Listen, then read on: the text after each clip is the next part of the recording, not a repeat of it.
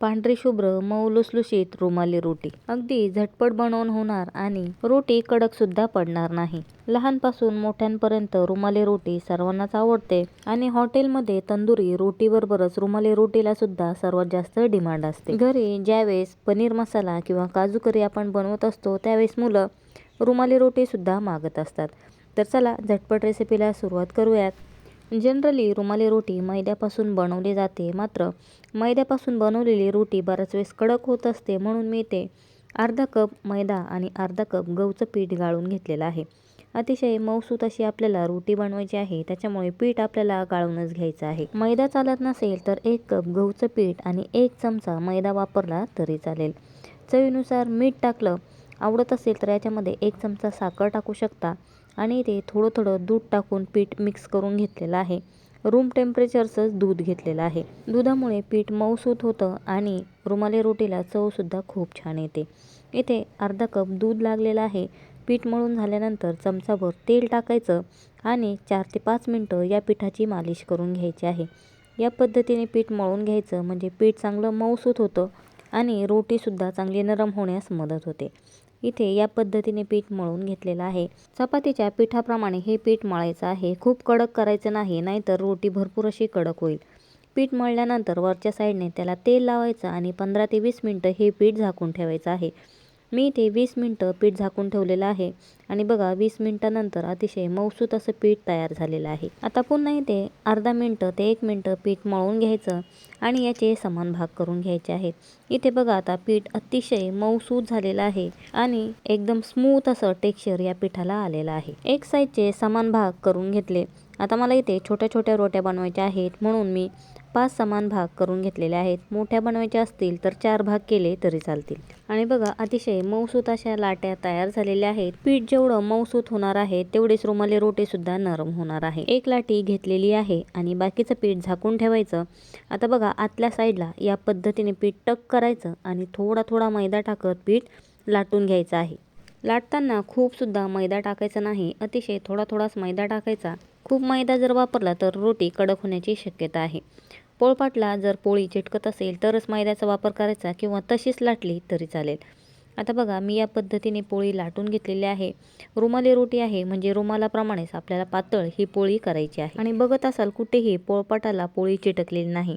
फक्त पीठ खूप पातळ करायचं नाही आणि पीठ खूप घट्ट सुद्धा करायचं नाही। एकदम हलक्या हाताने पोळी लाटून घ्यायची। सगळ्या साईडला एक समान अशी पोळी लाटून घ्यायची आहे आणि बघा इतपत पातळ मी पोळी लाटून घेतलेली आहे। एकदम रुमालाप्रमाणेच पातळ पोळी बनवलेली आहे। अगदी नवशिके सुद्धा या पद्धतीने रुमाली रोटी बनवू शकतात। तुम्हाला जशी उचलता येते तशी उचलायची आहे। हाताच्या पुढच्या साईडला किंवा मागच्या साईडला टाकायची आणि नंतर तव्यावर ही पोळी टाकायची आहे। तर चला इथे तवासुद्धा गरम झालेला आहे। तव्यावर पोळी टाकताना तवा चांगला गरम करायचा आणि नंतर त्याच्यावर पोळी टाकायची आहे। रुमाली रोटी भाजण्यासाठी खूप कमी वेळ लागतो। या पद्धतीने फिरवायची, खालची साईड भाजून झाली की नंतर रुमाली रोटी पलटी करायची आणि दुसरी साईड भाजून घ्यायची आहे। जर तवा चांगला गरम नसेल तर रोटी नरम न होता कडक होण्याची शक्यता आहे, म्हणून तवा चांगला गरम करायचा आणि नंतरच त्याच्यावरती रोटी भाजून घ्यायची आहे। फिरवत फिरवत भाजायची। हाताला चटके लागत असतील तर रुमालाच्या मदतीने रोटी भाजून घ्यायची आहे। इथे बघत असाल अतिशय पांढरी शुभ्र अशी रुमाली रोटी तयार झालेली आहे आणि भाजलेली रोटी लगेच एखाद्या सुती कपड्यामध्ये गुंडाळून ठेवायची, म्हणजे रोटी कडक होत नाही। मैद्याचा वापर केलेला आहे त्याच्यामुळे बराच वेळेस रुमाली रोटी पटकन कडक होत असते, म्हणून ज्यावेळेस खायची आहे त्याच वेळेस गरमागरम बनवायच्या आणि या रोट्या एन्जॉय करायच्या आहेत। तर इथे या पद्धतीने रोटी भाजून घेतलेली आहे। रोटी बनवून जर जास्त वेळ ठेवायची असेल तर रोटी बनवल्या बनवल्या त्याला साजूक तूप किंवा बटर लावून नंतर सुती कपड्यामध्ये गुंडाळून ठेवायच्या आहेत आणि नंतर त्याच्यावरती झाकण ठेवायचं आहे। इतर रोट्यासुद्धा मी त्याच पद्धतीने पातळ अशा लाटून घेतलेल्या आहेत आणि या रोट्यासुद्धा हाय फ्लेमवरती म्हणजे गरम गरम तव्यावरती भाजून घेतलेल्या आहेत। आणि इथे अतिशय सोप्या पद्धतीने आपली रुमाली रोटी तयार झालेली आहे। जास्त प्रमाणामध्ये जर रोट्या बनवायच्या असतील तर 1 कप मैदा आणि 1 कप गहूचं पीठ घेऊ शकता किंवा 2 कप गहूचं पीठ आणि 1 कप मैदा घेतला तरी चालेल। आता बघा इथे या पद्धतीने रोट्या आपल्या बनवून झालेल्या आहेत। सर्व रोट्यांना अतिशय पांढरा शुभ्र तर कलर आलेला आहे, त्याचबरोबर सर्व रोट्या मऊसूत झालेल्या आहेत। तयार झालेल्या सर्व रुमाली रोट्या मी इथे सुती कपड्यावरती काढून घेतलेल्या आहेत आणि बघा या पद्धतीने आपल्या सर्व रोट्या तयार झालेल्या आहेत। मी ते तूप लावून सर्व रोट्या गुंडाळून ठेवलेल्या आहेत. तूप आवडत नसेल तर तेल किंवा बटर लावून ठेवलं तरी चालेल. बराच वेळेस पनीर किंवा व्हेज कोल्हापुरी आपण घरी बनवतो, मात्र तंदुरी रोटी किंवा रुमाली रोटी ऑर्डर करत असतो.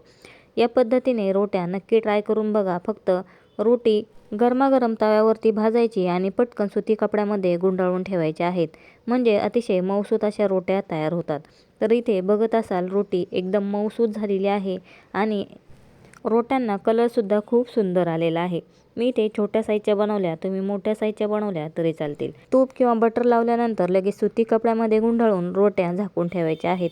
तर इथे पनीरची भाजीसुद्धा तयार आहे आणि त्याच्याबरोबर मऊ लुसलुशीत रुमाली रोटीसुद्धा तयार आहे. या पद्धतीने झटपट होणारी रुमाली रोटी एकदा नक्की ट्राय करून बघा. व्हिडिओ आवडला असेल तर व्हिडिओला लाईक करायला, चॅनलला सबस्क्राईब करायला विसरू नका. व्हिडिओ बघितल्याबद्दल धन्यवाद.